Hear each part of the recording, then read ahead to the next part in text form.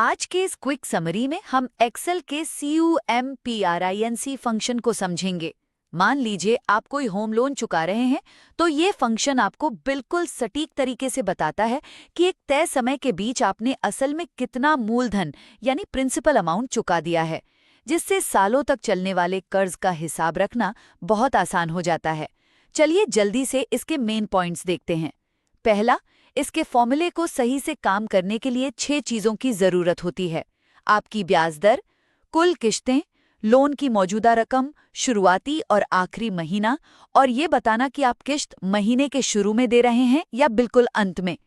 दूसरा, और ये सच में बहुत जरूरी है, कि आपकी टाइम यूनिट्स हमेशा एक जैसी होनी चाहिए। मतलब अगर आप हर महीने पेमेंट कर रहे हैं तो अपनी सालाना ब्याज दर को 12 से भाग दें और लोन के कुल सालों को 12 से गुणा जरूर करें, वरना पूरी कैलकुलेशन गड़बड़ हो जाएगी। तीसरा और आखिरी, अगर आप फॉर्मूले में कोई भी अमान्य या गलत नंबर डालते हैं, जैसे लोन या ब्याज दर को 0 से कम लिखना या फिर शुरुआती महीने को आखिरी महीने से बड़ा दिखाना, तो एक्सेल तुरंत आपको #num एरर दे देता है।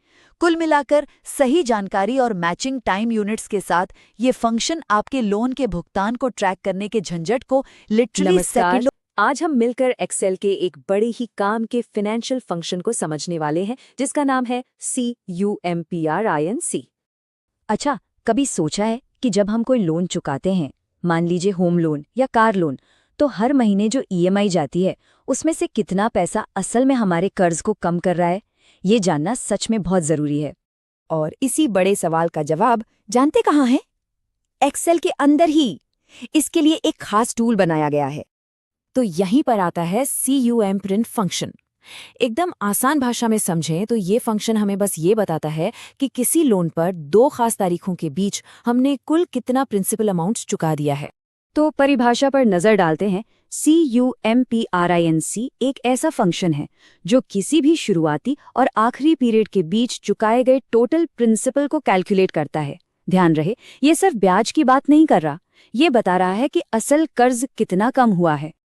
ओके, तो अब इसके फॉर्मूला को तोड़कर समझते हैं। इसे एक रेसिपी की तरह देख सकते हैं, जिसमें 6 जरूरी हिस्से होते हैं। एक एक करके देखते हैं।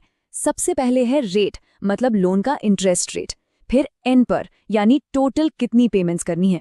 तीसरा है PV, प्रेजेंट वैल्यू, या कहें तो पूरा लोन अमाउंट।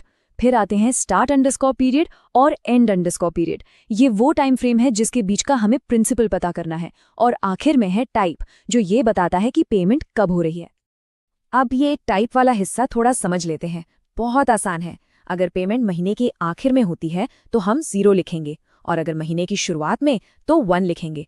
ज्यादातर EMI महीने के आखिर में कटती है, तो 0 का इस्तेमाल सबसे ज्यादा होता है। अब एक बहुत बहुत जरूरी बात, इसे बिल्कुल ध्यान से समझना है। ये पक्का करना होगा कि रेट और एन पर की यूनिट्स हमेशा मैच करें। लोग सबसे ज्यादा गलती यही करते हैं। आइए इसे और आसान बनाते हैं। मान लीजिए पेमेंट्स हर महीने हो रही हैं, तो हमें सालाना ब्याज दर को 12 से डिवाइड करना होगा ताकि हमें महीने की दर मिले, और लोन के सालों को 12 से मल्टीप्लाई करना होगा ताकि हमें टोटल महीने मिल जाएं। लेकिन हाँ, अगर पेमेंट सालाना है तो फिर कुछ बदलने की जरूरत नहीं। ये तालमेल बिठाना बहुत जरूरी है, वरना जवाब गलत आएगा। ठीक है, थियरी काफी हो गई। अब इसे एक्शन में देखते हैं। एक प्रैक्टिकल एग्जाम्पल लेते हैं। तो ये है हमारा सिनारियो। मान लेते हैं कि एक लोन है जिसकी सालाना ब्याज दर है 9%। लोन की अवधि है 30 साल और लोन का अमाउंट है 1,25,000। तो अब सवाल ये उठता है कि इस लोन के दूसरे साल में, मतलब कि 13वें महीने से लेके 24वें महीने तक, कुल कितना प्रिंसिपल अमाउंट चुकाया गया होगा। इस सवाल का जवाब पाने के लिए हम एक्सेल में ये फॉर्मूला टाइप करेंगे। देखिए, हमने रेट को 12 से डिवाइड किया है, सालों को 12 से मल्टीप्लाई किया है, लोन अमाउंट डाला है, स्टार्ट पीरियड 13 और एंड पीरियड 24 रखा है, और टाइप 0, बिल्कुल वैसे ही जैसे हमने अभी सीखा था। और ये रहा हमारा जवाब। फॉर्मूला हमें बता रहा है कि लोन के दूसरे साल में लगभग 934 रुपए 11 पैसे का प्रिंसिपल चुकाया गया है। अरे, पर ये नंबर तो नेगेटिव है, ऐसा क्यों? घबराने की जरूरत नहीं, ये बिल्कुल नॉर्मल है। नेगेटिव साइन का मतलब है कि ये पैसा हमारी जेब से बाहर गया है, ये एक आउटफ्लो है। तो सब सही है। चलिए अब फटाफट उन आम गलतियों पर भी नजर डाल लेते हैं जिनसे बचना चाहिए। कई बार ये फंक्शन एक #num एरर दिखा सकता है। जानते हैं ऐसा कब होता है? ये num एरर तब आता है जब रेट n पर या pv 0 या उससे कम हो, या फिर स्टार्ट और एंड पीरियड 1 से कम हो। एक और वजह हो सकती है अगर स्टार्ट पीरियड एंड पीरियड से बड़ा हो जाए। और हाँ, जैसा हमने पहले बात की थी, अगर टाइप 0 या 1 के अलावा कुछ और डाल दिया तब भी एरर आएगा। तो आखिर में इस सारी बातचीत का निचोड़ क्या है? ये फंक्शन इतना मैटर क्यों करता है? सबसे बड़ी बात यह है कि COMPIRN हमें ये समझने की ताकत देता है कि हम अपने लोन पर किसी भी समय में असल में कितना कर्ज चुका रहे हैं। ये जानकारी हमें अपने पैसों पर बेहतर कंट्रोल देती है, जिससे हम बेहतर फाइनेंशियल फैसले ले सकते हैं।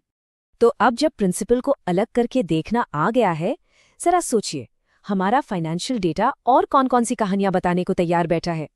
एक्सेल की दुनिया में सीखने के लिए बहुत कुछ है।